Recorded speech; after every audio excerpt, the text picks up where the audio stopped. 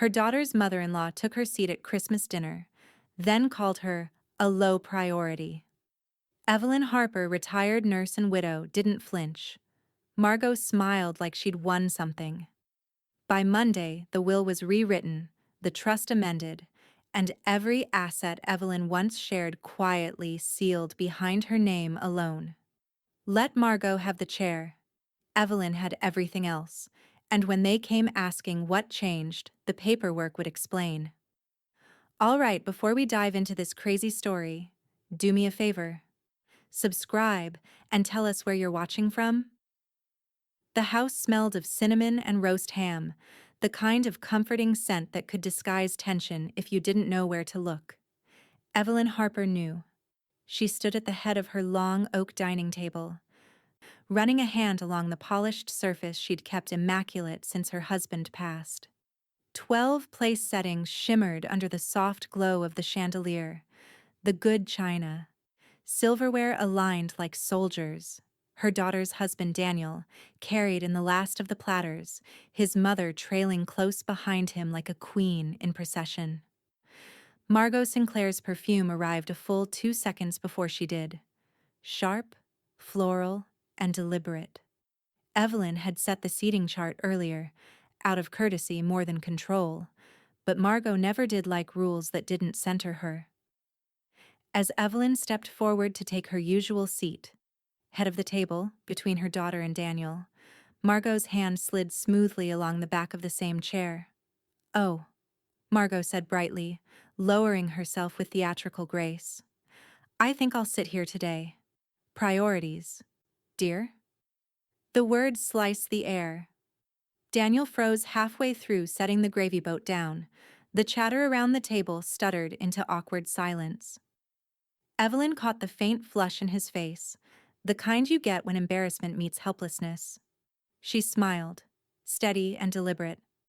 "Of course, Margot. Make yourself comfortable." And she meant it. Or at least she wanted everyone else to believe she did. Evelyn moved to a different seat, the one farthest from the fireplace, where the draft snuck in through the window frame. She placed her napkin neatly across her lap, her posture perfect. No one would mistake her composure for defeat. Margot began arranging the serving dishes like trophies, narrating each action. "I do love a well-run household. You know, tradition keeps a family's spirit alive." Evelyn caught the faint roll of her daughter's eyes, quickly masked by a polite sip of wine. Daniel busied himself carving the ham, too focused, too quiet. The meal started. Plates passed, compliments exchanged. Every so often, Margot leaned forward to assert a new decree about family expectations, or proper hosting. Evelyn barely responded. Instead, she observed. Tiny details no one else registered. The way Margot's ring tapped against her wineglass each time she sought attention. The subtle tilt of Daniel's head when his mother spoke, torn between duty and discomfort. The hush that followed each of her remarks. Her phone buzzed quietly in her lap. She glanced down. A message from Clara Benson. "Clara, do you have a plan?" Evelyn's thumb hovered. She typed back only one word. "Always." As dessert plates were cleared, Evelyn excused herself with a gracious smile. She moved to her study, closing the French doors behind her. From the locked drawer of her desk, she retrieved a thin folder, her estate binder, labeled in her tidy handwriting, "Harper Family Assets." She sat, opening it with the care of a surgeon. The paperwork smelled faintly of ink and cedar, the scent of permanence. Her pen rested neatly across the page where her signature appeared beside the date from 2 years prior. Everything was in order. Wills, trust allocations, property deeds, but there were still blank spaces waiting for future revisions. Margot's laughter floated in from the dining room, high and piercing. Evelyn's jaw tensed just enough for her pulse to steady. She adjusted her glasses, scanning each clause as if confirming a diagnosis. Her reflection in the glass cabinet looked back at her, composed, deliberate, unreadable. She didn't need to raise her voice to reclaim her dignity. The power she had was quieter, older, written in ink and notarized seals. The family could keep their whispers, their polite unease. Margot could keep her stolen chair. Evelyn would take something far more lasting. She closed the folder, sliding it back into the drawer. Outside, laughter mixed with the clink of crystal. Evelyn stood by the doorway, watching the faint glow of the Christmas tree reflect in the glass. When she returned to the table, no one noticed the faintest curve of satisfaction in her smile. Margot was mid-story, describing her influence in Daniel's household. Evelyn simply nodded, offering a soft, "How lovely." Her daughter caught her eye from across the table, questioning, uncertain. Evelyn lifted her wineglass, meeting her gaze. "Patience," she murmured under her breath, barely audible. The clock ticked toward evening. Candles melted down to puddles of wax. Snow began to fall outside, fine and unassuming. Margot laughed again, loud and careless, her chair creaking under her as if the house itself protested her weight. Evelyn smiled. Because she already knew the seat Margot stole tonight would be the last thing she ever took from her. The morning after Christmas, Asheville wore its winter stillness like a shawl. The streets were quiet, the hillsides wrapped in thin mist. Inside her house, Evelyn Harper moved with purpose. She'd already washed the crystal, folded the linen napkins, and returned every piece of china to its place. The dining room looked untouched, as if the previous day's drama had never happened, except for one faint scuff on the floor where Margot's chair had scraped against the hardwood. Evelyn noticed it immediately. She didn't wipe it away. She let it stay. A reminder. She carried her estate binder to the breakfast table and poured herself a cup of coffee. The house was silent now, the way she preferred it. No laughter, no performative cheer. Just the hum of the refrigerator and the soft tick of the kitchen clock. She flipped open the binder. Neat rows of tabs, trusts, real estate, beneficiaries, health directives, each labeled with her characteristic precision. The ink was steady, the signatures orderly, the intent clear. Evelyn read through the section marked Family Beneficiaries slowly, her eyes narrowing slightly as she traced each line. Her daughter's name, Daniel's name, her grandchildren's trusts. Nowhere did Margot's name appear. She allowed herself a thin smile. Of course it didn't. The woman had no legal standing, no claim, no legitimate hold over anything Evelyn owned. But entitlement didn't need legality. It thrived on presumption. Her phone buzzed. A new message from Clara. "Clara, you still awake?" Evelyn. "Working." Clara. "Good.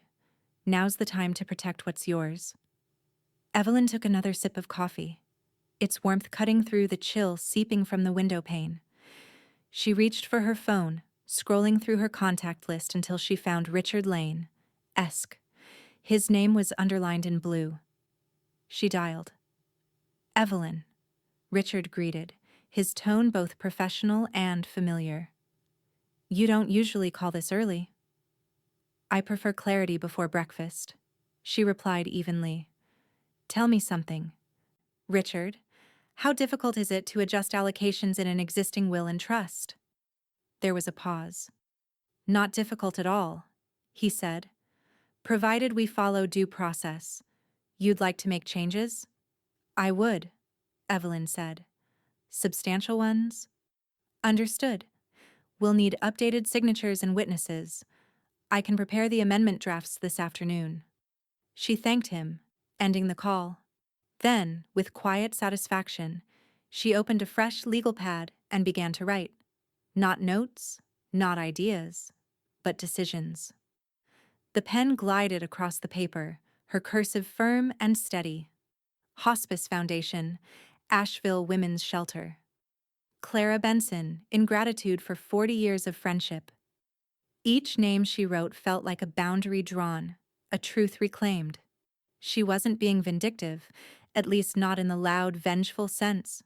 This was about order. about ensuring her life's work landed in the right hands. At noon, she drove downtown to the brick office of Park and Associates Bank and Trust. Snow had started again, faint specks against the windshield. Inside, the lobby smelled faintly of pine cleaner and coffee. Sophie Park, the trust manager, greeted her with a professional smile. "Mrs. Harper, good to see you again. Reviewing allocations?" Evelyn nodded. "Adjusting," she said. "Just ensuring everything's correctly aligned." Sophie guided her to a private conference room. "I'll pull your portfolio," she said, tapping quickly on a tablet. Within moments, Evelyn's entire financial world appeared in neat blue columns: accounts, real estate, securities, and trusts. Sophie turned the screen toward her. "There's your living trust," Sophie said softly, "all under your sole authority. No shared access, no secondary signers." Evelyn's eyes flickered over the figures. "And if I wanted to redirect charitable percentages?" "You have full discretion," Sophie replied. "Would you like to execute that today?" Evelyn smiled faintly. "Yes, let's make it official." Sophie prepared the forms while Evelyn watched the snow swirl outside the window. The city looked muted, almost peaceful. Somewhere across town, Margot was probably recounting her victory at yesterday's lunch to anyone who'd listen. The thought amused her. When the papers were ready, Evelyn signed each one in deliberate strokes. No hesitation, no second guessing. Sophie notarized the documents and slid them into an envelope. "Everything's updated, Mrs. Harper, effective immediately." Evelyn tucked the envelope into her bag. "Thank you, Sophie. Discretion, as always." "Of course," Sophie said with a knowing nod. Outside, the air bit at her cheeks as she stepped back into the cold. She paused beside her car, gloved fingers tightening on her keys. The sky hung low, the kind of gray that promised more snow before nightfall. She looked up, her breath clouding in front of her, and whispered to herself, "Let her have the chair. I have everything else." Then her phone buzzed. A new message from Clara. "Clara, lunch tomorrow? We should talk strategy." Evelyn smiled faintly, sliding into her car. She typed back one word. "Evelyn." Agreed. As the engine started, she caught her reflection in the rearview mirror, poised, resolute, unbothered. But behind her calm eyes, something new had settled in. The quiet thrill of a woman who'd just rewritten her own rules. The following afternoon, the Harper home buzzed again. Leftovers warming in the oven, glasses clinking, the scent of pine and citrus in the air. Evelyn had agreed to a small day after lunch at her daughter's insistence. Margot had insisted too, of course, though in a way that left no room for refusal. Evelyn stood in the kitchen doorway, her posture measured, eyes quietly scanning the table where everyone gathered. Margot presided at the head again, her gestures broad and performative, her tone carrying that practiced blend of charm and superiority that made polite people tolerate her, for a while. "Tradition," Margot declared, spooning potatoes onto her plate, "is what separates a real family from a collection of people who just share DNA." A few guests chuckled nervously. Daniel shifted in his seat, smiling as though amusement might smooth the discomfort crawling through the room. Evelyn, however, didn't laugh. She simply tilted her head, studying every micro-expression, the flicker of irritation in her daughter's eyes, the downcast glances of friends who'd known better than to engage. She wasn't angry anymore. She was gathering. Her phone, discreetly resting beside her napkin, buzzed with a new message. "Clara, ever perceptive. Clara, record everything. Pictures, notes. Not for vengeance, just for precision." Evelyn didn't need convincing. She lifted her phone casually, pretending to check a text, but the camera shutter clicked once, masked by the clatter of silverware. One photo. Margot mid-gesture, glass raised, lips parted on some self-important speech about maintaining family standards. Evelyn captured another, the guests exchanging uneasy glances, Daniel's faint smile faltering. Each image was a fragment of truth. Margot continued, oblivious. "I've always believed," she said, voice bright with self-satisfaction, "that respect in families must be earned, not given. Some people confuse age with authority." Evelyn's fingers tightened slightly around her glass. She smiled faintly, saying nothing. Age isn't authority, she thought. But legacy is. Her phone buzzed again. This time, Richard. "Richard, received your preliminary notes. We can proceed with the amendments once I review legal compliance. I'll make sure it's airtight."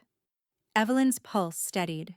She replied with a simple acknowledgement, then turned her gaze back to the table. Margot was passing around the cranberry sauce as if she were conducting a ceremony.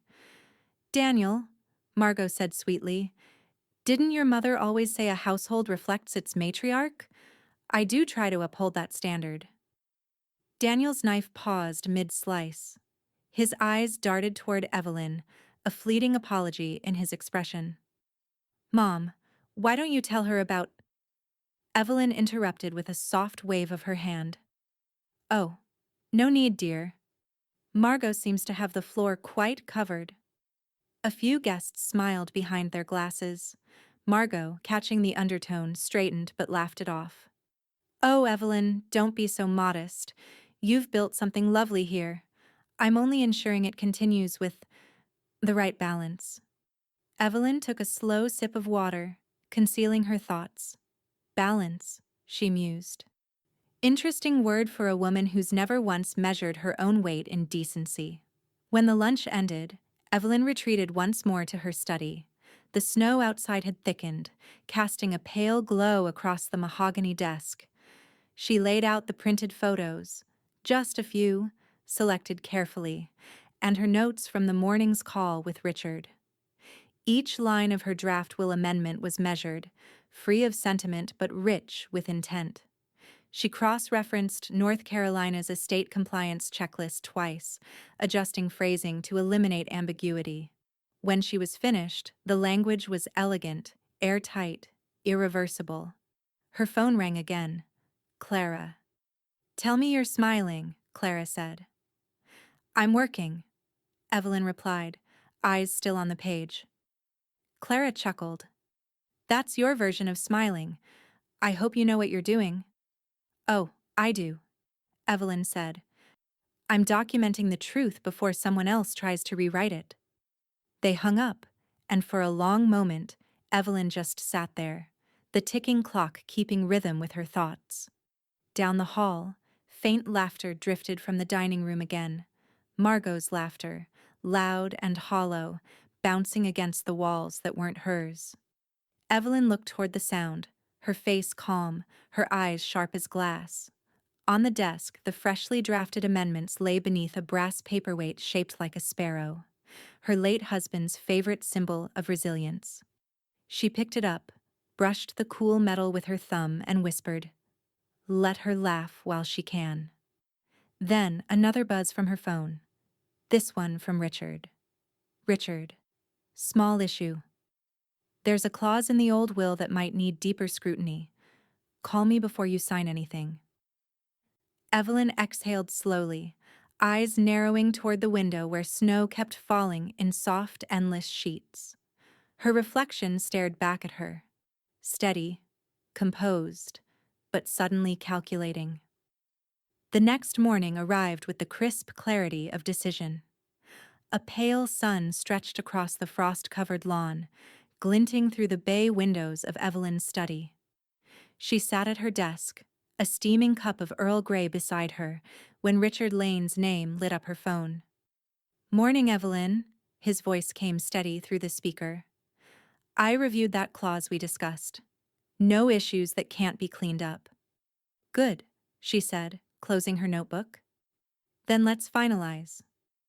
"I've drafted the amendments exactly as you wanted," Richard continued. "Your daughter retains her share.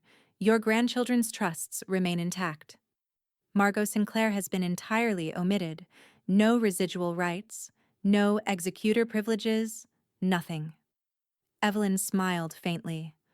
Perfect. I'll sign this afternoon. Richard paused. Once signed, the changes are binding. You understand that? I've never been more certain, she replied, her tone quiet but immovable. By noon, Evelyn stood outside Richard's office downtown. The building's glass facade reflected the pale sky, the kind of sterile modernity she found oddly reassuring. Inside, the scent of polished wood and toner lingered. Richard met her with his usual composure. Gray suit, careful eyes, a man who valued precision more than pleasantries. They reviewed each page together at his mahogany conference table. The language was spare and exact. Evelyn read every line, tracing her finger down paragraphs as if savoring each stroke of justice. Clause 14. All prior beneficiaries not expressly named herein shall be deemed to hold no future interest. Clause 18. Margot Sinclair is hereby excluded from any consideration, inheritance, or fiduciary role. Evelyn initialed each page without hesitation. The pen glided with confidence, her signature firm and consistent. Richard gathered the papers neatly. I'll file certified copies with the county by end of week, he said. Sophie Park is standing by to verify the associated accounts. Evelyn nodded. I trust her. Outside, the air carried the metallic chill of oncoming snow. She pulled her scarf tighter and walked 2 blocks to Park and Associates Bank and Trust. Sophie greeted her immediately, ushering her past the holiday wreaths and teller counters to a private office. Mrs. Harper, Sophie said warmly. Richard sent over the documents. Let's align your asset portfolio with the new allocations. Evelyn handed over the notarized folder. Everything should reflect the updated trusts. Sophie opened the system dashboard, the blue glow from her monitor reflecting softly on her glasses. Let's see. Real estate, primary residence and vacation property in Hendersonville, both transferred under the Harper Living Trust. Bank accounts, no joint signatories. Charitable disbursements, confirmed to the Women's Shelter and Hospice Foundation. She paused. Would you like to reassign the secondary beneficiary for your investment account? Yes, Evelyn said. Clara Benson. Sophie entered the change without comment, her professionalism impeccable. Done, she said finally, printing confirmation pages. I'll notarize these and send digital copies to Richard. You're fully protected. Evelyn took the pen and signed again. Steady hand, deliberate ink. Thank you, Sophie. Please keep these records off public notice until Richard advises. Of course, Sophie replied. Confidentiality is our currency. By mid-afternoon, Evelyn was back home.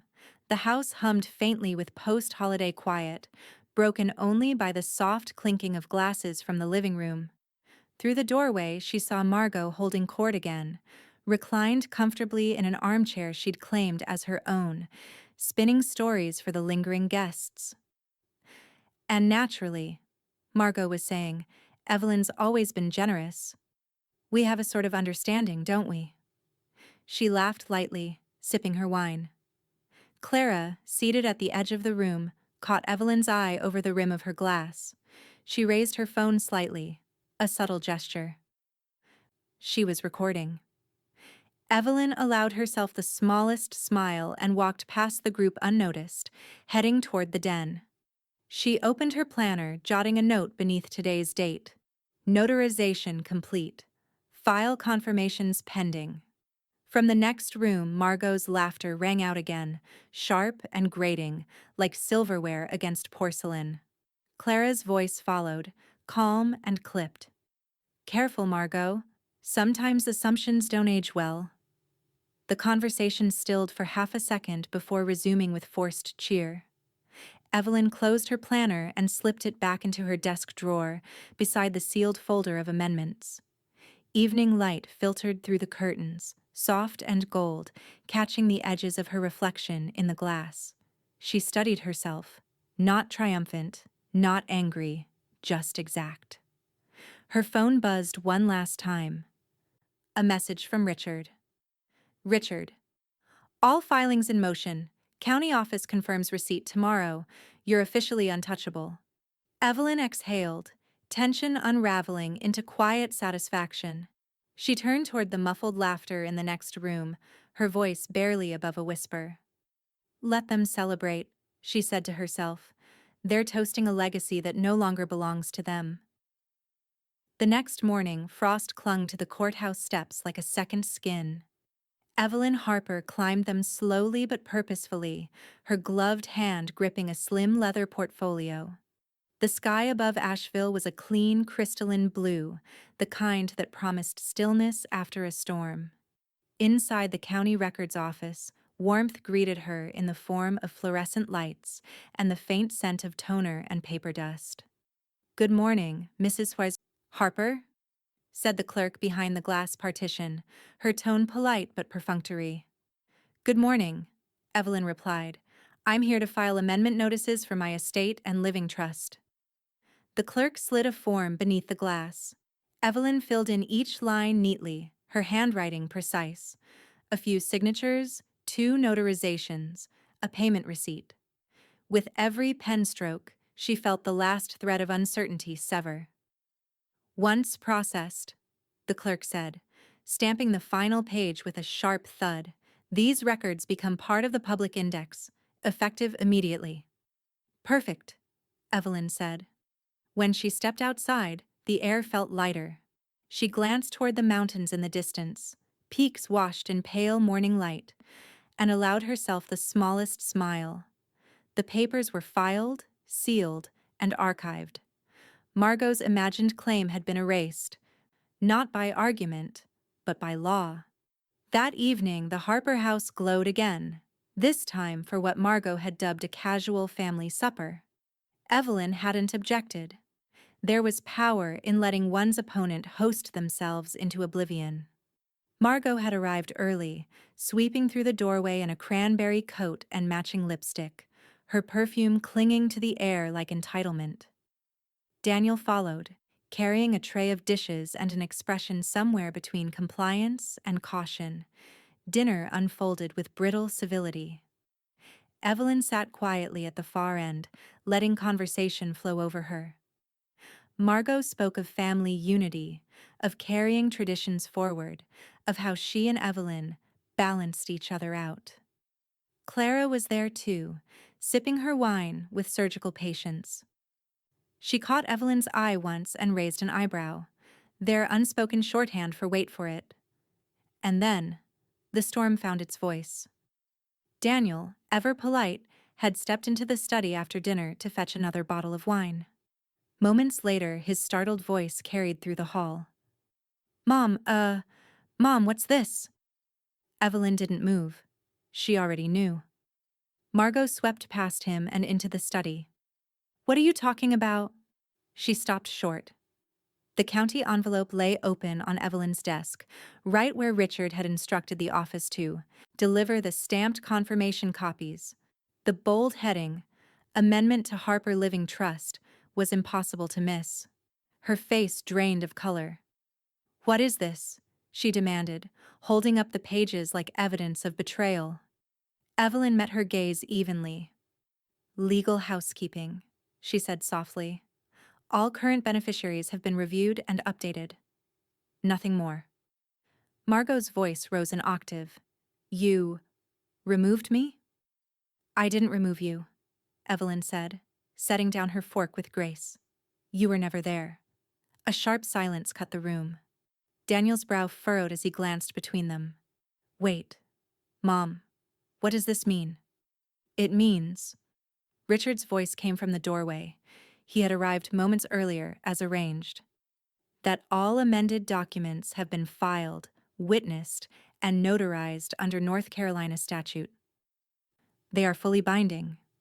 Margot turned on him. You can undo this. I know you can. I can't, Richard said simply.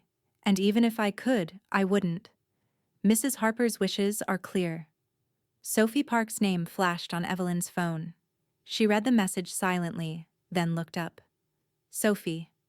All account locks confirmed. No secondary access remains. She placed her phone face down, calm as ever. Margot, would you care for more wine? Margot's hand trembled as she set the papers down, the pages fluttering like surrender flags. Around the table, the guests, Evelyn's daughter, a few cousins, and Clara, watched the scene unfold with measured discomfort.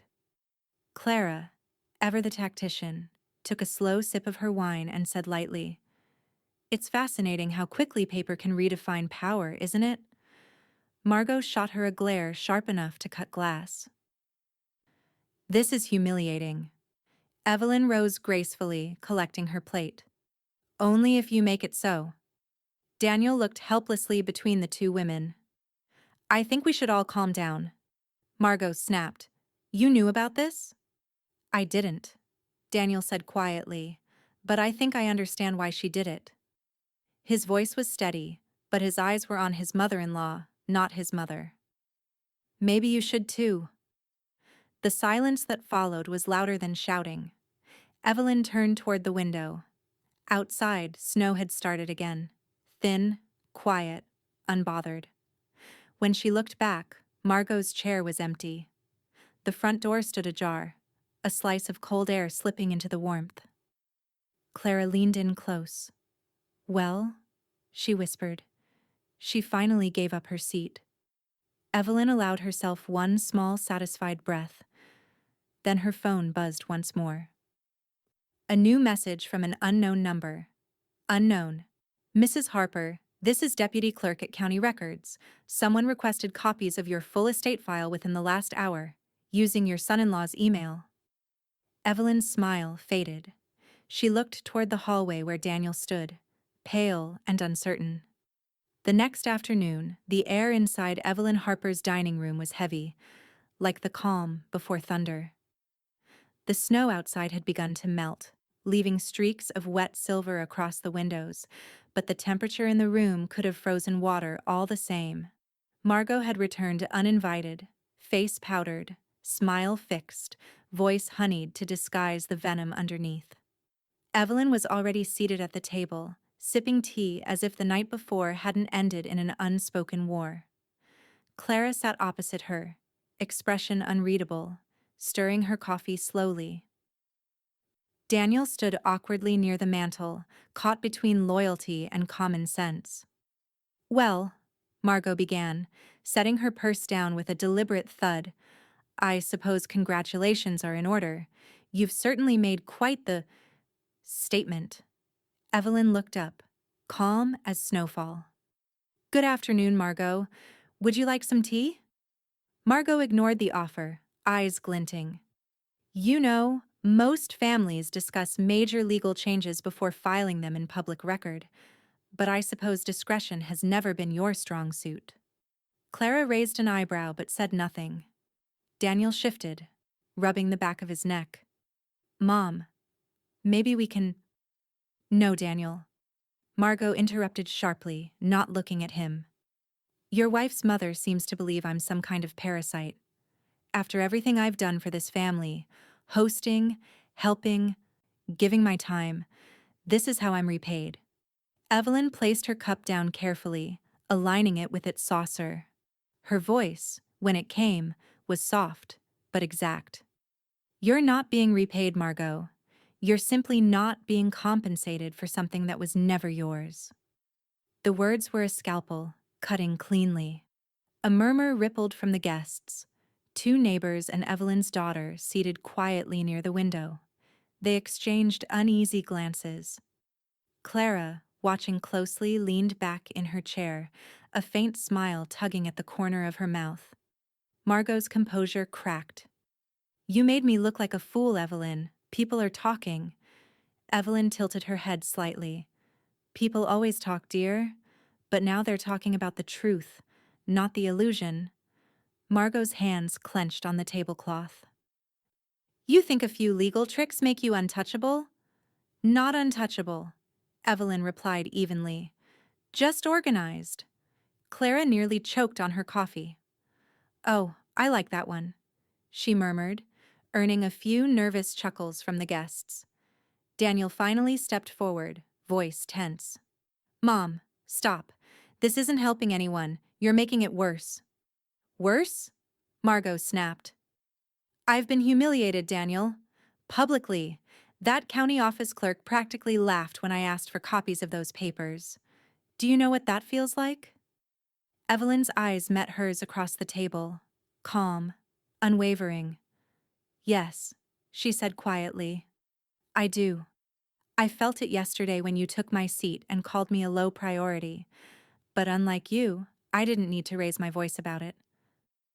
The silence that followed was seismic. Margot's mouth opened, but no sound came. Her painted smile faltered completely. Richard Lane chose that moment to enter through the side door, summoned earlier by Clara's text.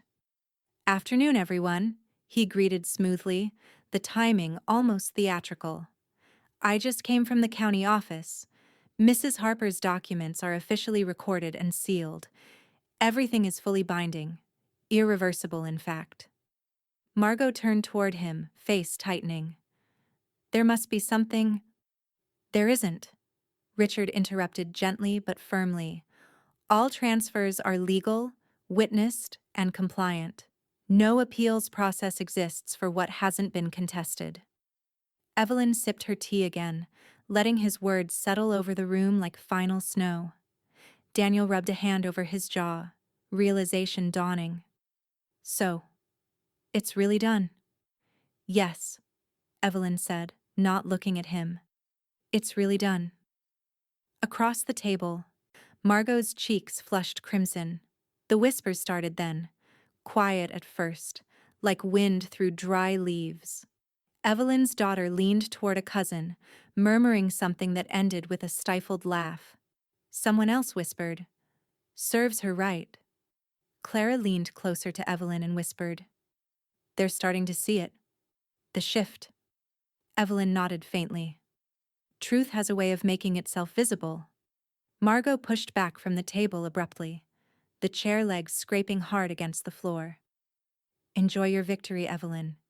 You've certainly earned your little moment." Evelyn's voice followed her to the doorway, calm and unflinching. "Oh, I intend to." The door slammed. The sound echoed, sharp and final. Daniel remained standing, hands in his pockets, his face pale but oddly relieved. "You know," he said quietly, "I think I understand you now." Evelyn met his gaze, her tone neither cruel nor kind. "Good. Understanding is the first step toward change." The guests began to gather their coats, whispering thanks and goodbyes. Clara lingered, placing a hand on Evelyn's shoulder. "That," she said, "was beautifully surgical." Evelyn smiled faintly. Precision always pays off. Her phone buzzed on the table. A message from Sophie Park. "Sophie, all files double verified. Your accounts are airtight. But just a heads up. Margot tried to call our office this morning pretending to be you." Evelyn's smile froze, the air shifting again. She read the message twice before setting the phone down. Clara noticed the change in her expression. "What is it?" Evelyn looked toward the front door, her voice low but steady. "She's not done yet." By dawn, Evelyn Harper was already awake. The December sky hung in layers of steel gray outside her kitchen window, and the first cup of coffee steamed between her palms like a quiet ritual. Her phone buzzed once, then twice. Messages from Sophie Park, precise and reassuring as always. "Sophie, all account locks confirmed. Dual authentication in place. No third-party access detected." "Sophie, follow-up. Margot attempted a login at 2:14 a.m. from an unrecognized device. The system flagged and blocked it." Evelyn smiled faintly, not from malice, but from inevitability. She had expected this. People like Margot didn't surrender. They tested every wall until they realized the foundation itself belonged to someone else. The fireplace crackled faintly behind her, its reflection catching in the polished chrome of her kettle. She poured a second cup and carried it into her study, where the estate binder, her fortress in paper form, sat waiting. She opened it, cross-checking the trust accounts, property records, and authorization sheets. Every page bore her name, her signature, her control. No one else's. By mid-morning, she was at Park & Associates Bank and Trust once again. The lobby buzzed with quiet efficiency, tellers processing year-end deposits, clients murmuring softly behind glass offices. Sophie emerged from her corner suite, her tailored blazer perfectly pressed, her expression composed but conspiratorial. "Mrs. Harper," she greeted, gesturing her toward a private room. "You'll be pleased to know everything held perfectly. The attempted login failed at the first security checkpoint." Evelyn nodded, removing her gloves. "And all trust funds?" "Fully secured," Sophie replied. "You're the sole trustee with withdrawal authority. I also placed temporary surveillance on access requests, just in case your son-in-law's household tries again through proxy accounts." Evelyn's mouth curved slightly. "You think ahead." Sophie gave a modest smile. "I've learned to, especially when entitlement starts mixing with desperation." They reviewed her portfolio, each number, each transfer, each safeguard. Evelyn's world, once vulnerable to assumption and intrusion, now sat behind digital moats no one could cross. As Sophie slid the printed confirmation across the table, she hesitated. "Mrs. Harper, off the record?" "Yes." "Margot called this morning. She tried to demand spousal access through her son's marital rights." Sophie's tone carried faint disbelief. "When I told her that doesn't exist in your case, well, she hung up." Evelyn's brow lifted, calm amusement flickering. "Of course she did." Later that afternoon, Daniel appeared at her door. He stood on the porch, hands in his coat pockets, his eyes tired. For the first time since the ordeal began, he looked less like Margot's son and more like a man realizing he'd been a spectator to his mother's chaos. Evelyn invited him in without a word. "I wanted to apologize," he said finally, once seated by the fire. "For all of it. For her.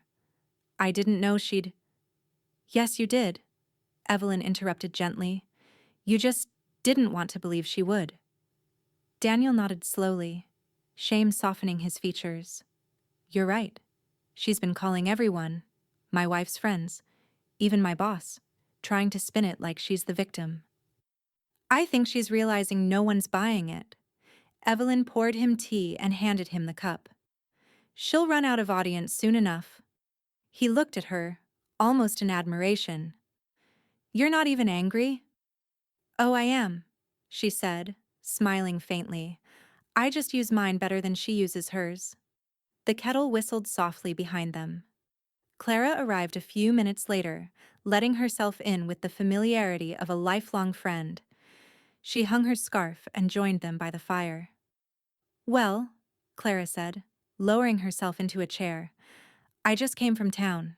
Word's spreading. Apparently, Margot called the bank again, this time pretending to be me." Evelyn chuckled under her breath. "She's predictable, at least." "Pathetic, more like it," Clara said. "You should have seen her face last night, Evelyn." Every whisper in that room turned against her by dessert. Evelyn lifted her teacup unbothered, eyes fixed on the soft flames.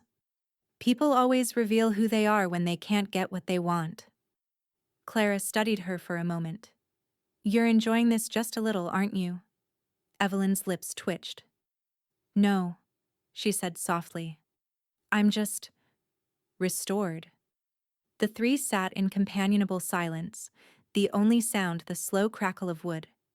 Then Evelyn's phone vibrated again. Another message from Sophie. "Sophie, FYI, Margot attempted an in-person inquiry at our branch. Claimed to be your authorized representative." Security escorted her out. Evelyn's hand stilled over the cup. Clara leaned forward. "And?" Evelyn exhaled, serene. Then that's that. But as she looked toward the window, the faintest flicker of tension crept into her expression. Outside, through the falling snow, a car idled at the end of her drive. A red sedan. Margot's. It didn't move. Evelyn set her cup down carefully, her tone a whisper. Or maybe, not quite.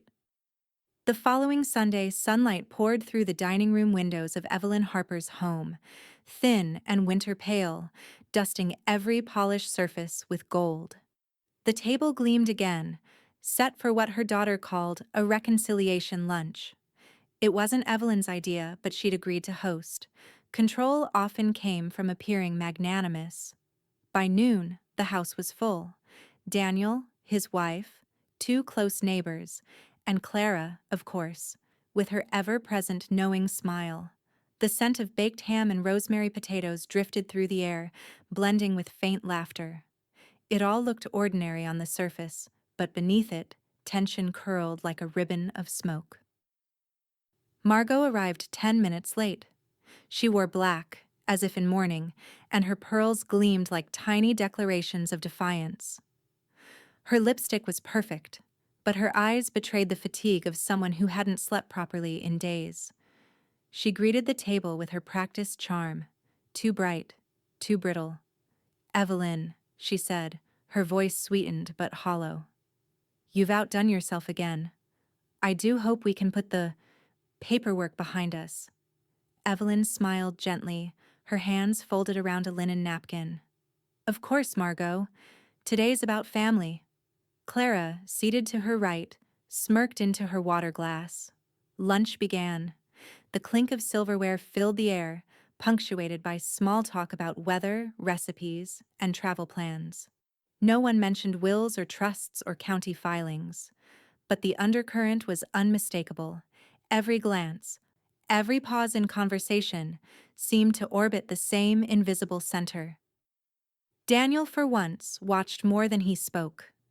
He noticed the way his mother avoided looking at Evelyn for too long, the way she dabbed her napkin against her lips, too often, too precisely. The way the guests, once eager for her attention, now turned their compliments toward his mother-in-law. "Evelyn," one of the neighbors said, raising her glass, "you're just so composed.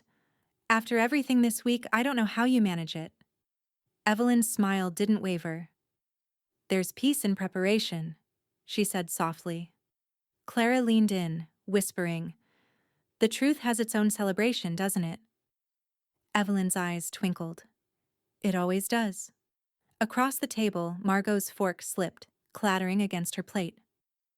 The sound drew everyone's attention for a split second, just long enough for her face to flush. She recovered quickly, forcing a laugh. "Oh, Butterfingers. Can't take me anywhere." But the charm no longer worked. Even Daniel noticed the pity in the room.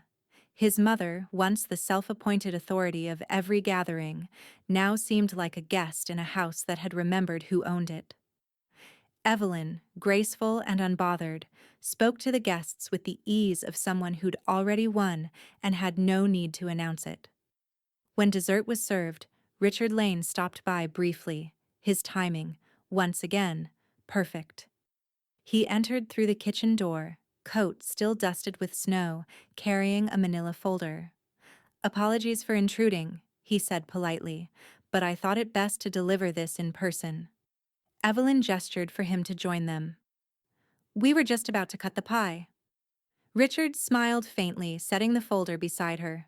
"Final confirmation from the county clerk's office. All documents validated, sealed, and cross-indexed. Your estate is fully compliant." Margot froze mid-sip. The sound of her glass meeting the table was just a bit too hard. "Really, Richard," she said, tone brittle. "Must we discuss business at lunch?" Richard didn't flinch. "I was told Mrs. Harper prefers transparency. It's a sound legal principle."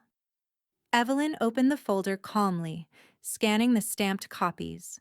Each page stamped and signed, her legacy sealed beyond reach. She nodded once and closed it. "Thank you, Richard. That will be all." He inclined his head politely. "Merry Christmas, everyone." As he left, Margot sat motionless, a faint tremor running through her fingers. Daniel glanced at her, pity softening his voice. "Mom, maybe it's time to let it go." Her eyes snapped toward him, full of wounded pride. "You have no idea what's been taken from me." Evelyn spoke quietly. "Nothing was taken, Margot. You just mistook proximity for privilege." The words landed like soft thunder. No one breathed for a moment. Clara's gaze met Evelyn's, satisfaction and quiet admiration intertwined. Outside, the wind shifted, rattling a loose branch against the window pane. Evelyn's daughter rose, gathering plates, eager to cut through the tension. "Who wants pie?" she said brightly.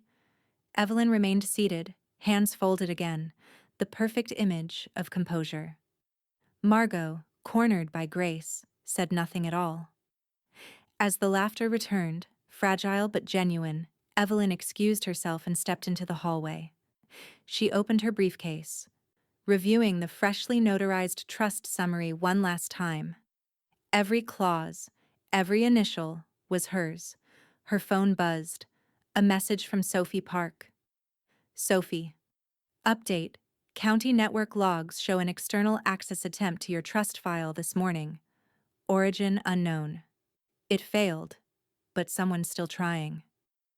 Evelyn's reflection in the hallway mirror was steady, but her jaw set ever so slightly. She texted back a single word. "Trace."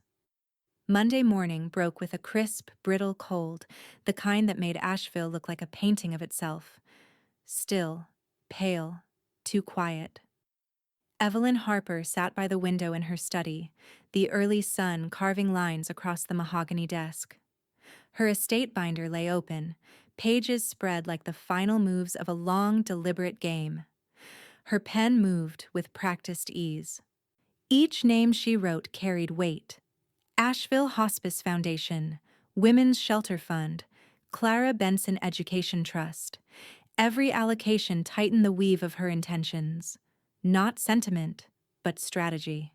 She paused once, pen hovering, then added a final clause, her handwritten flourish. All remaining discretionary assets to be released under the sole direction of the trustee, Evelyn Harper, until her passing. Richard Lane's voice came through the speakerphone, crisp and steady. "That addition will hold up. It keeps control in your hands. No contest possible." Evelyn smiled faintly. "Music to my ears." "Once you sign this round, I'll file the final copies with the county. Permanence, Mrs. Harper." "Let's make it permanent then." She signed, date and initials perfect, the ink sinking into the paper like intention turned to law. By noon, word had traveled, because it always did. Margot appeared at the house again, unannounced. Her knock was sharp, almost frantic. Evelyn didn't answer at first. She wanted her to wait.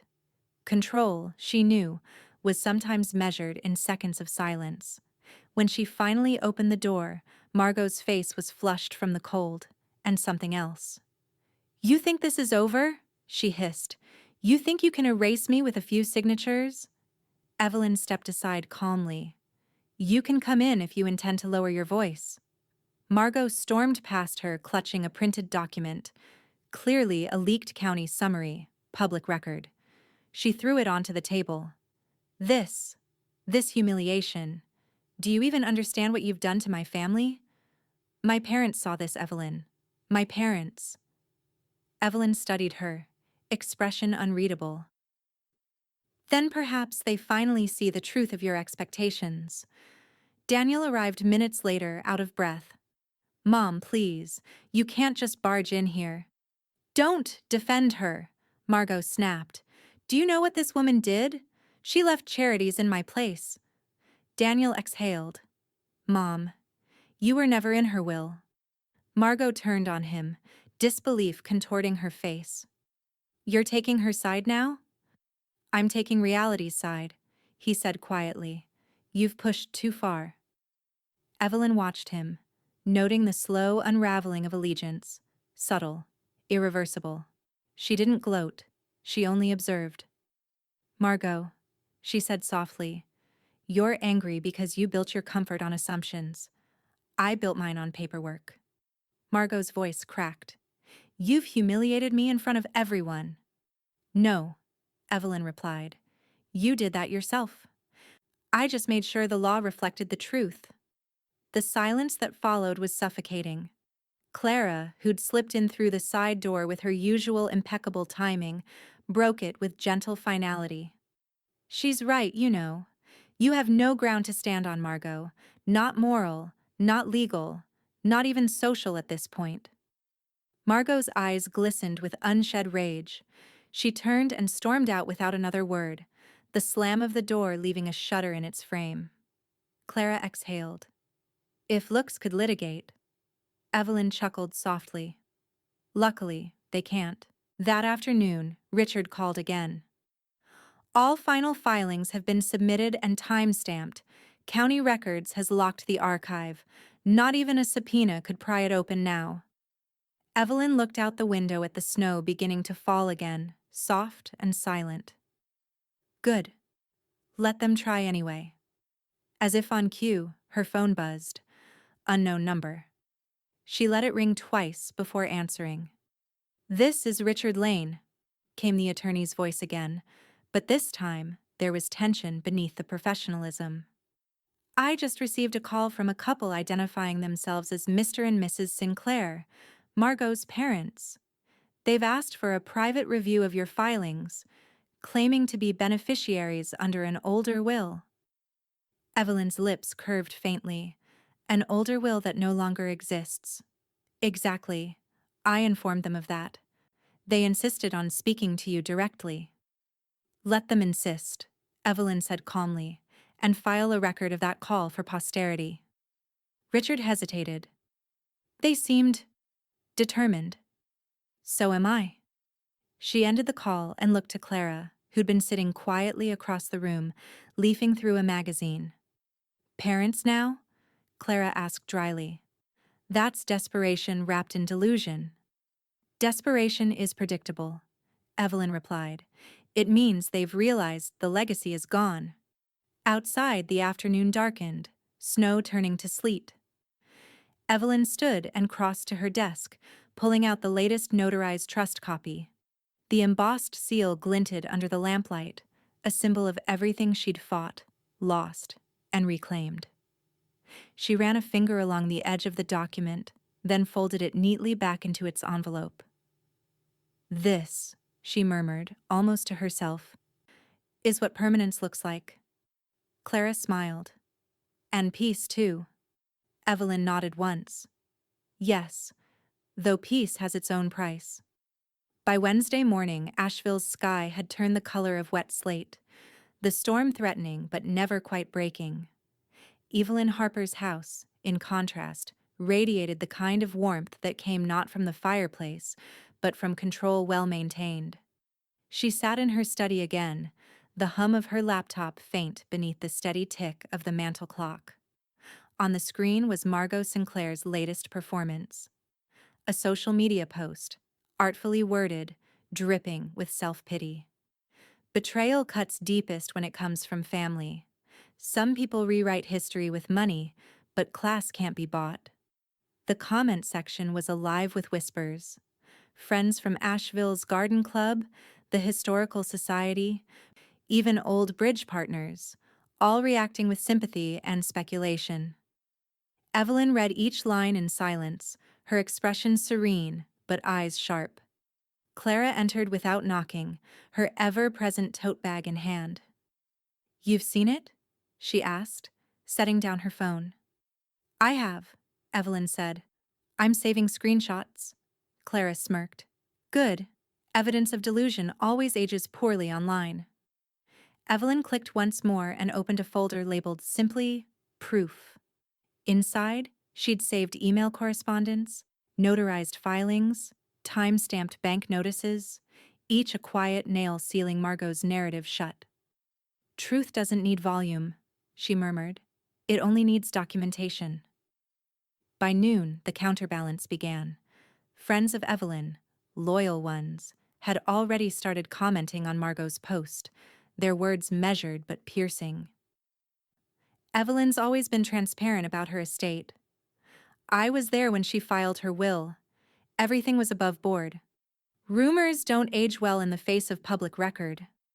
Within hours, Margot's post was quietly edited, the most dramatic phrasing softened, then deleted altogether. Clara, sipping coffee beside the window, grinned. That's one way to watch a fire put itself out. Evelyn closed her laptop and leaned back in her chair.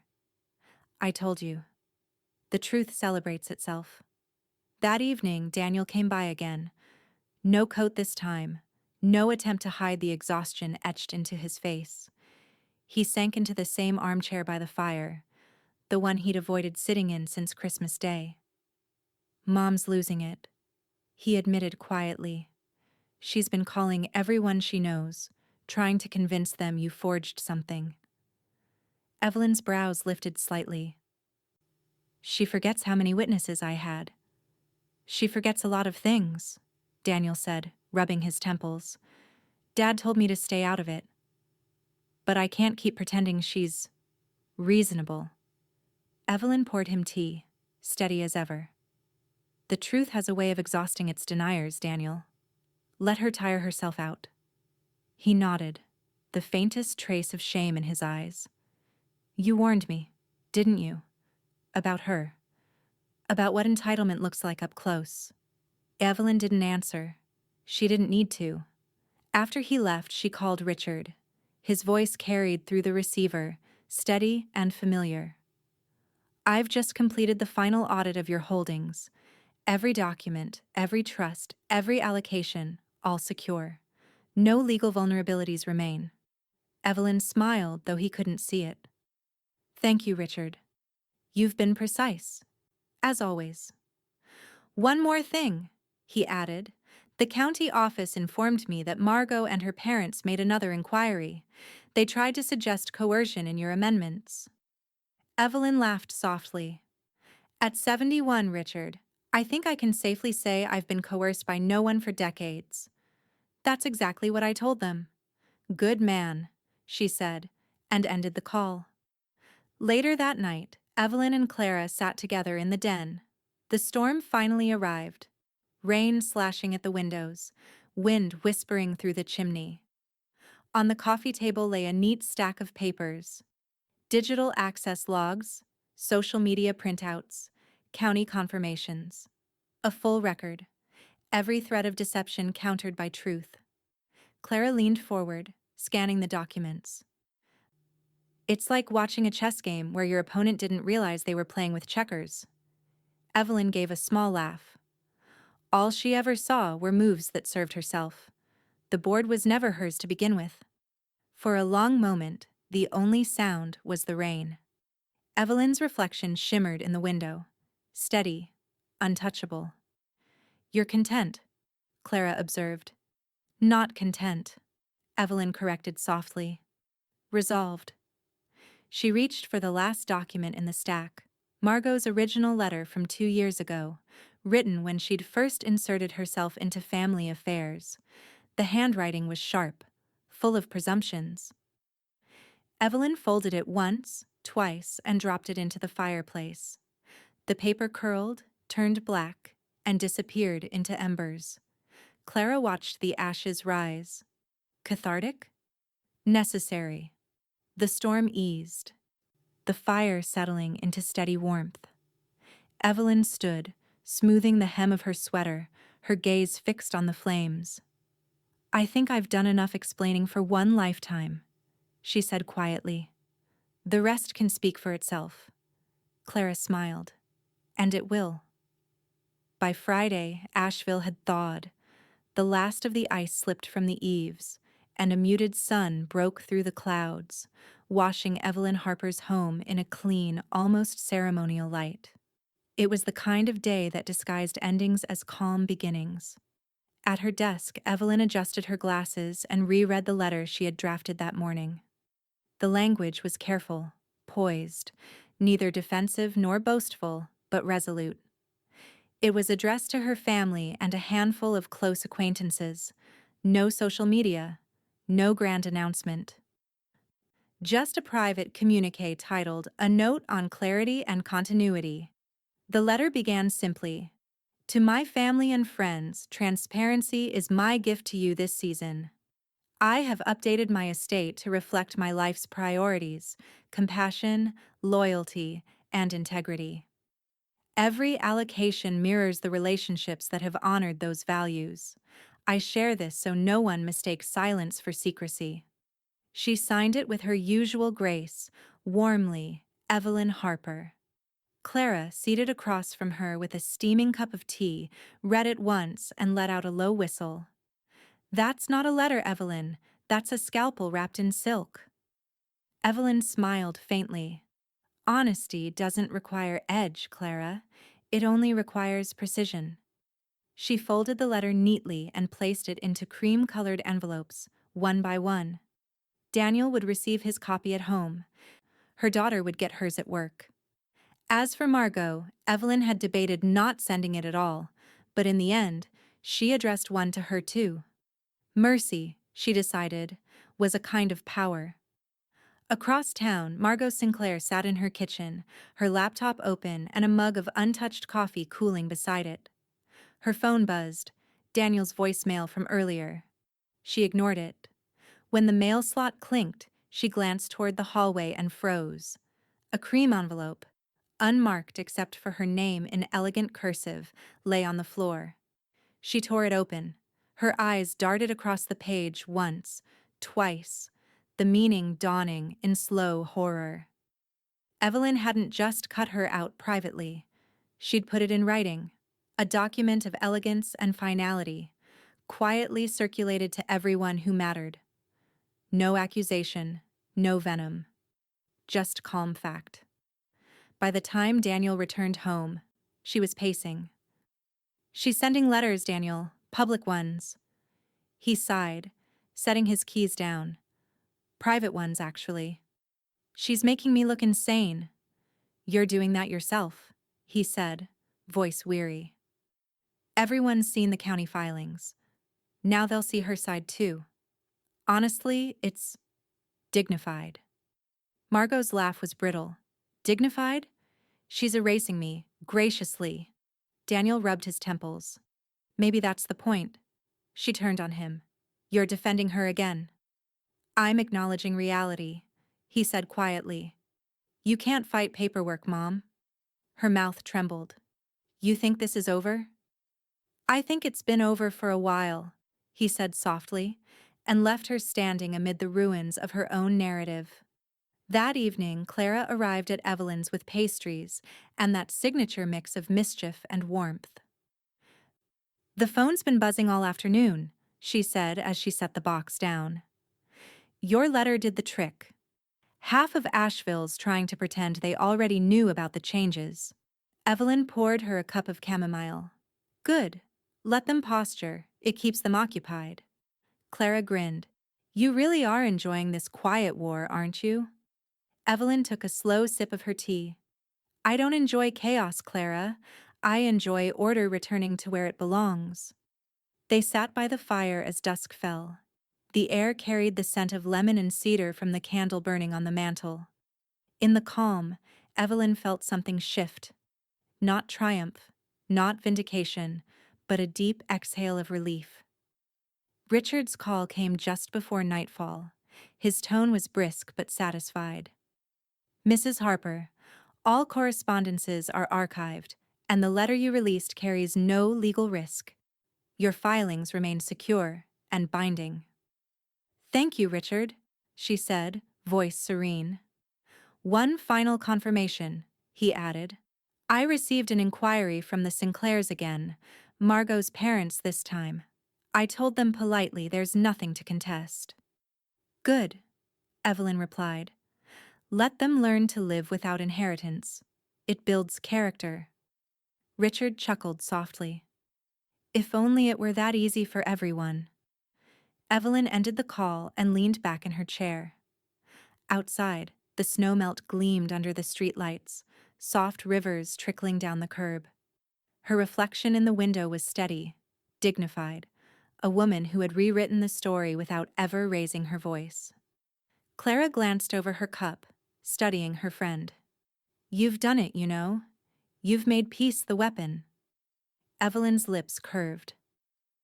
"It's the one they never see coming." The first message arrived before dawn. Evelyn Harper woke to the faint vibration of her phone against the nightstand. The clock read 5:42 a.m.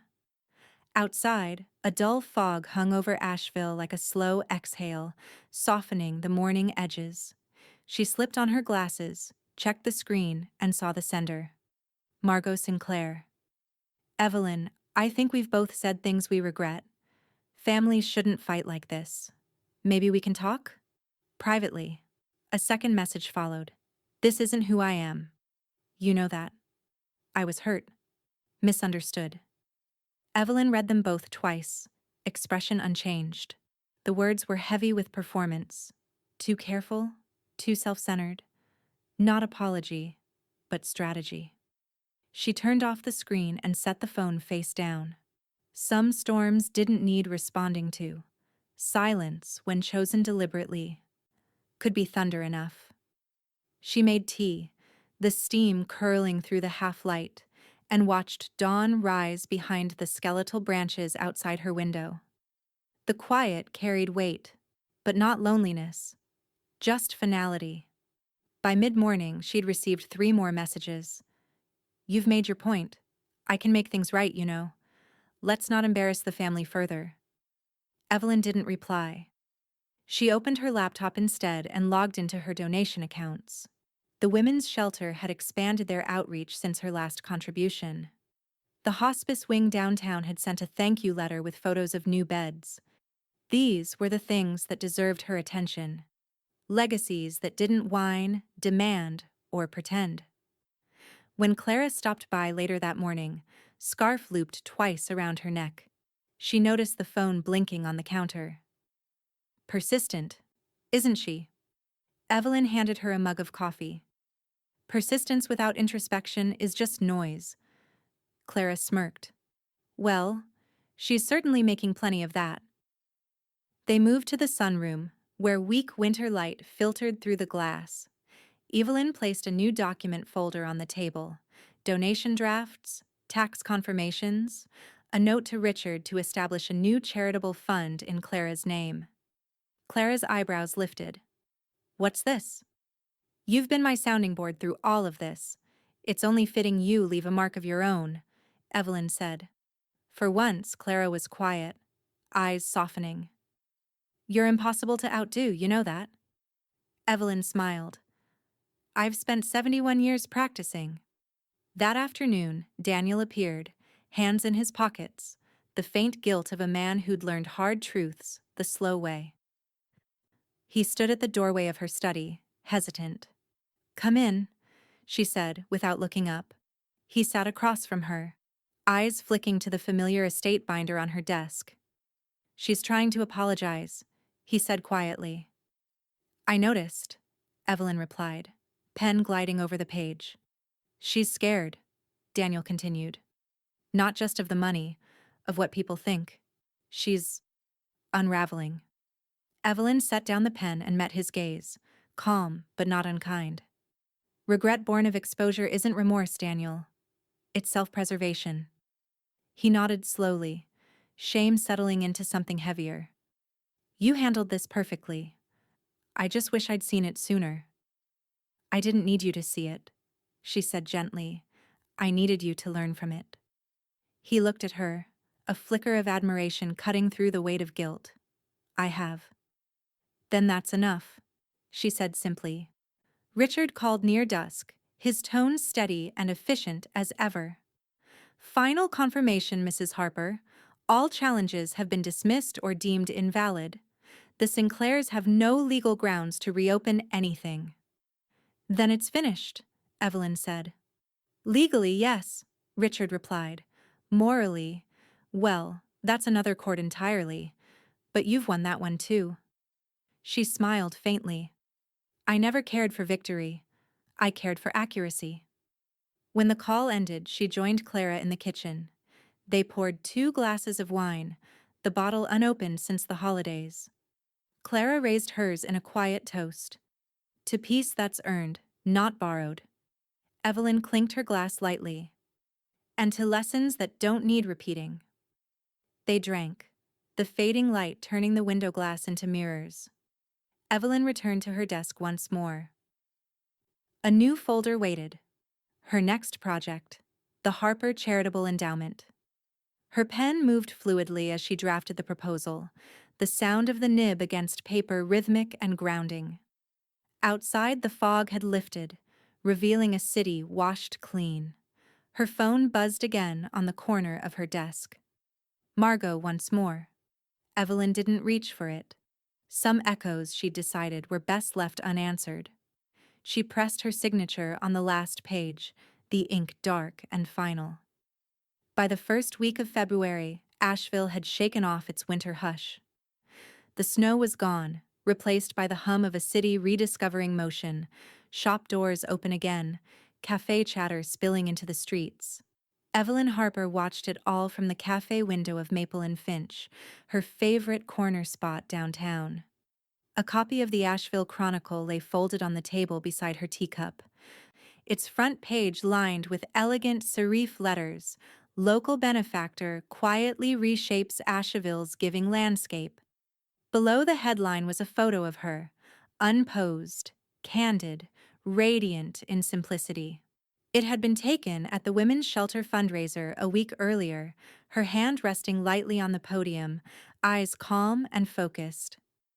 The accompanying article praised her discretion, her impact, her ability to inspire philanthropy without spectacle. Across the cafe, Clara sat with her tablet, scrolling through the article for the third time. "Your front-page news, you realize that?" she said, amusement bright in her voice. "Half the city's pretending they've known you for years." Evelyn smiled, stirring her tea. "Pretending is cheaper than gratitude." Clara grinned. "Still, I think even you're allowed to enjoy it a little." "Enjoyment isn't the goal," Evelyn replied softly. "Sustainability is." Outside, the street bustled. College students, retirees, parents with strollers. The world went on, as it always did, quietly indifferent to small human wars. And yet, in the quiet corner of that cafe, Evelyn felt something subtle and rare: equilibrium. Meanwhile, Margot Sinclair was unraveling in a different kind of spotlight. Her friends from the country club no longer called. Her bridge partners had suddenly found other commitments. Even her church acquaintances, once eager for her gossip, had fallen silent. Word of Evelyn's letter had circulated farther than expected, morphing into a gentle but unstoppable social shift. One local columnist, under the heading "Lessons in Legacy," had written, "Some inherit wealth. Others build it, preserve it, and define its meaning. The distinction between the two is not legal. It's moral." It was a piece that needed no names. Asheville knew the players. Margot's social media, once brimming with curated charm, grew sparse. Her latest post, a picture of a table setting captioned "Keeping Traditions Alive," drew a fraction of her usual applause. The silence in the comments was its own verdict. At her home, Daniel watched quietly as his wife scrolled through the article about Evelyn for the 5th time. Her expression was brittle, her shoulders rigid. "Maybe you should stop reading it," he said gently. "She's everywhere," Margot muttered. "Front page, social media, the shelter's website. They've made her a saint." "She earned it," Daniel said simply. Margot turned to him, eyes narrowing. "She destroyed my reputation." "No," he said, his tone calm but final. "You did that when you made everything about your reputation." She looked at him, stunned. The realization wasn't just about Evelyn. It was about herself, the reflection she could no longer escape. 2 days later, Evelyn received a call from Richard Lane. "Mrs. Harper," he began, I wanted to confirm that all transfers, endowments, and trusts have cleared. The Harper Charitable Endowment is now fully operational. Every asset is accounted for. You've achieved what most people only plan. Thank you, Richard, she said, her tone soft but grounded. I never meant to make it about achievement. I just wanted order. He chuckled lightly. Then you've created it.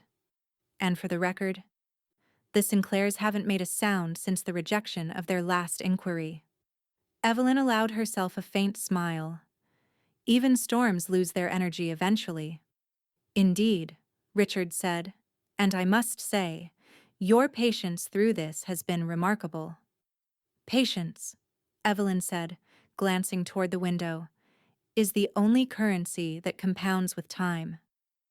That evening, Clara joined her for dinner.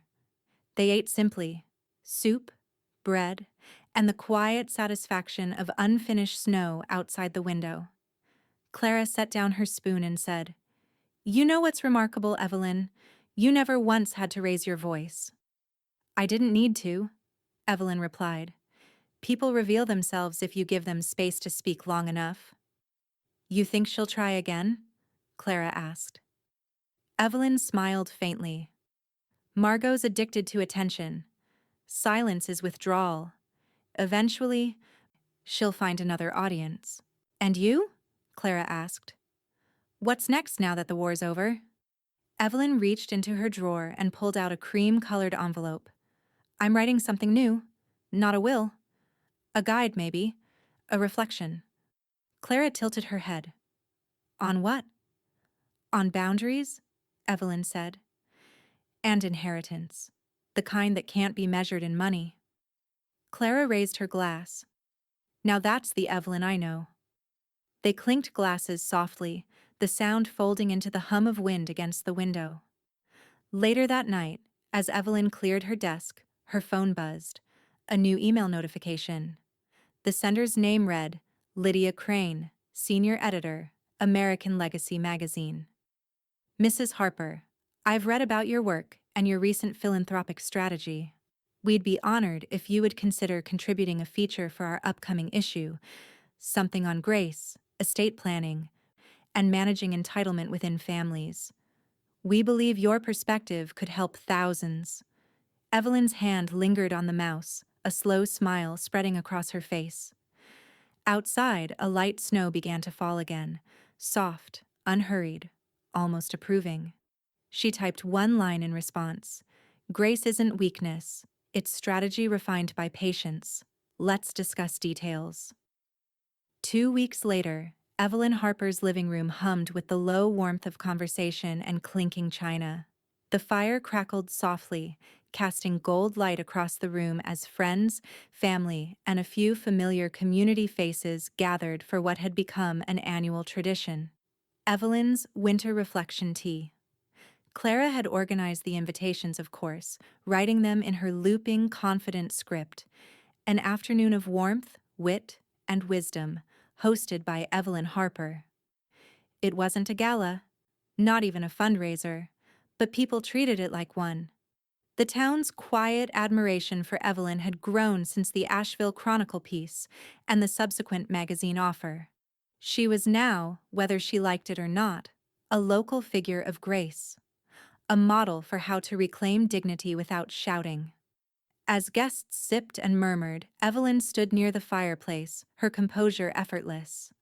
She wore soft gray wool and a string of pearls, understated but commanding.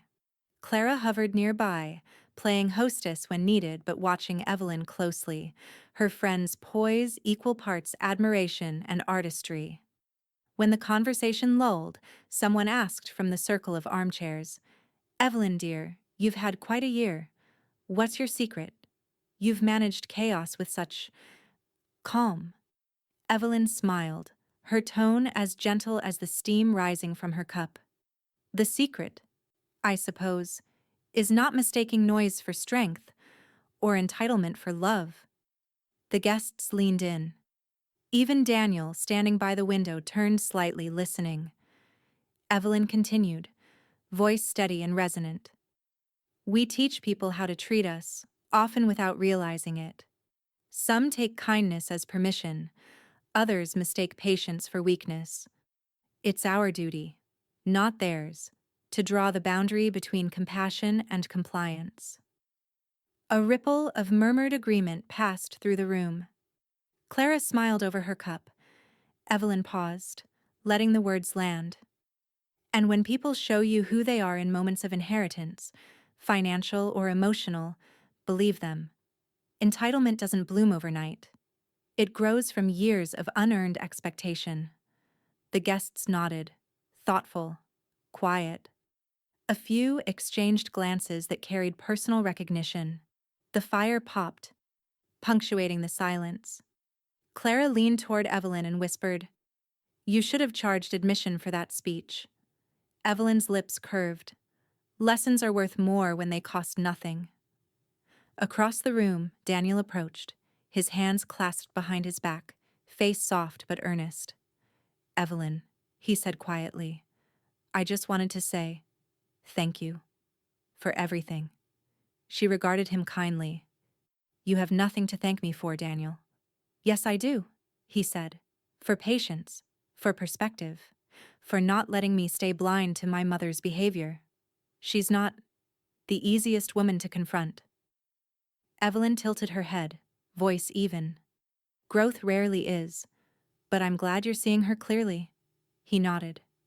"I do now. I'm sorry for the part I played in letting her think she could do what she did." Her expression softened. Apology accepted. "You learned. That's what matters." Clara, hovering nearby, caught Evelyn's eye and mouthed, "Nicely done." Daniel returned to his wife, who stood awkwardly at the edge of the gathering. Margot had arrived late, invited only at Clara's insistence, as an act of quiet mercy. She hadn't said much all afternoon, choosing instead to linger near the back of the room, sipping tea she hadn't tasted. When Evelyn spoke again, she directed her words to the group, not to anyone in particular. Generosity is wasted on those who confuse it for obligation. A legacy, after all, is only valuable if it's respected. At that, a few heads turned, subtly but unmistakably, toward Margot. Her face tightened, though she said nothing. Instead, she pulled out her phone, her thumbs moving quickly. Seconds later, the faint ping of a notification buzzed through the room. Clara glanced down at her screen and smirked. "She's posting again," Clara whispered to Evelyn. "Something about forgiveness and family resilience. Predictably tone-deaf." Evelyn didn't even look. Let her. Some people can only perform growth, not practice it. Clara chuckled softly. "Still ignoring her?" "Always," Evelyn said simply. "You can't engage with what refuses to evolve." The rest of the afternoon drifted by with laughter and warmth. Guests lingered, telling stories, sharing toasts. When the last of them departed and the house settled back into its familiar stillness, Clara helped gather the empty teacups. "You really do know how to end a chapter," Clara said. Evelyn smiled. "Chapters only end if you stop writing. I'm already outlining the next one." She walked to her desk, opened a fresh notebook, and wrote across the top of the page. "The Harper Legacy Fund. Phase 2. Community Health Initiatives." Clara looked over her shoulder. "Another project?" "Another promise," Evelyn replied, "for the people who actually earn things."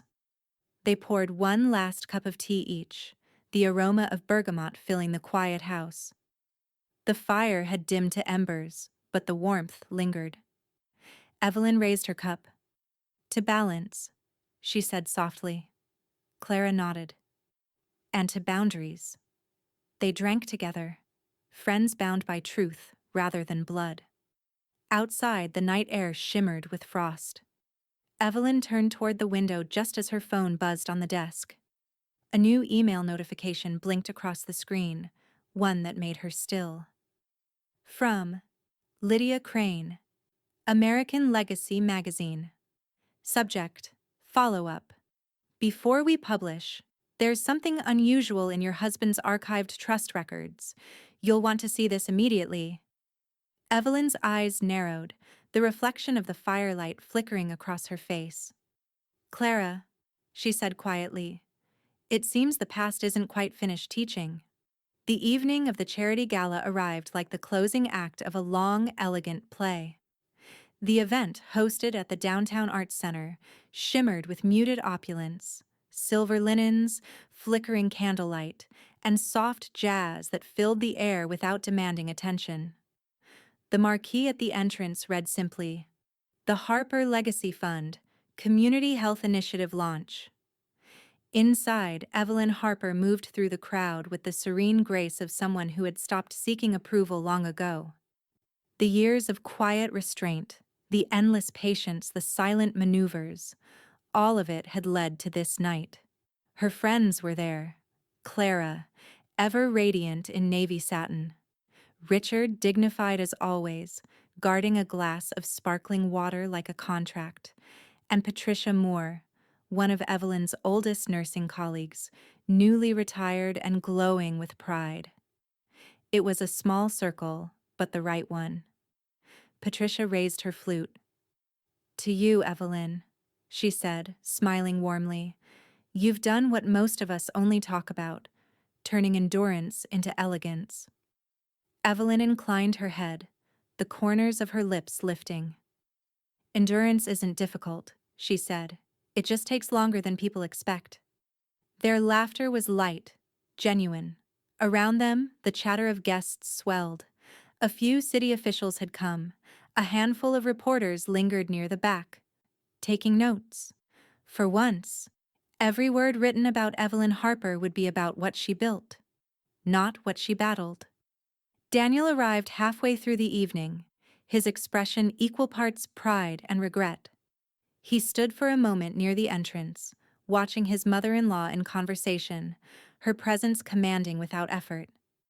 Margot followed a few steps behind him, wrapped in a pale shawl that looked more like armor than fabric. Clara noticed them first and leaned toward Evelyn. "Incoming storm at 7 o'clock." Evelyn didn't turn. "It'll pass." Margot hesitated at the edge of the crowd, gaze darting across the room. Conversations paused as she passed, polite, watchful. No one approached her. The quiet isolation that followed her felt almost physical. When she finally reached Evelyn, she spoke softly, brittle courtesy straining through her tone. "Congratulations, Evelyn. I suppose this is your grand finale." Evelyn's response was smooth as silk. "Finale implies an ending.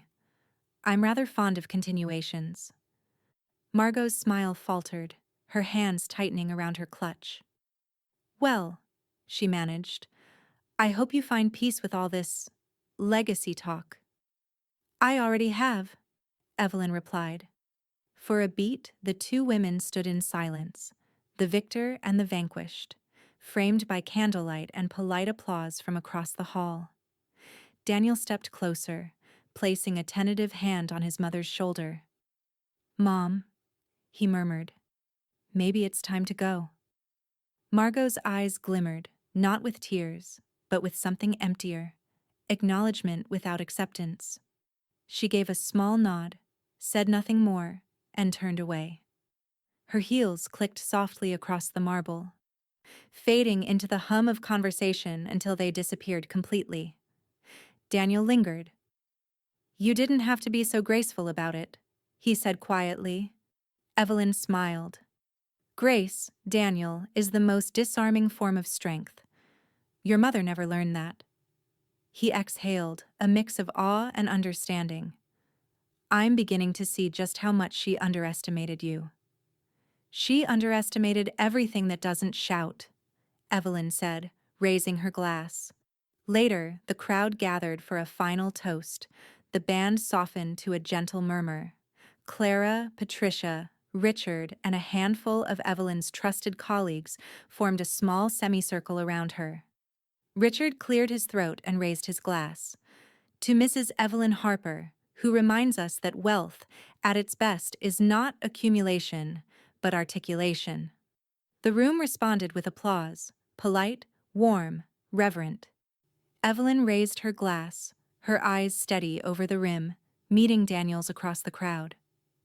To clarity, she said softly.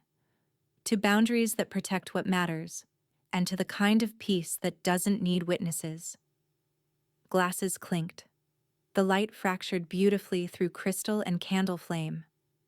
Patricia leaned close, whispering, "You know, Evelyn, this night is going to be remembered for years. You could have hidden behind lawyers and accountants, but you didn't. You handled the whole thing with dignity." Evelyn smiled, turning her gaze toward the far wall where the evening's mission statement was projected. Integrity, compassion, continuity. Dignity, she said, isn't what people grant you. It's what you refuse to surrender. As the guests began to drift away, Evelyn found a quiet corner near the terrace doors. Outside, the city lights shimmered on the river, soft and steady. Clara joined her, two flutes in hand. "One last toast?" Clara asked. Evelyn took her glass. "Always." They stood in silence for a moment, letting the cool night air wash through the open doors. "You really did it," Clara said softly. No raised voices, no spectacle. You took her seat, and she never even saw it happen. Evelyn looked out over the water, her reflection framed by glass and starlight. Her voice was calm, final, absolute. "She took my seat and called me low priority," Evelyn said, raising her glass with quiet triumph. "I took her place in the will and let my life speak." The crystal chimed, soft as forgiveness, sharp as truth. Fade to black.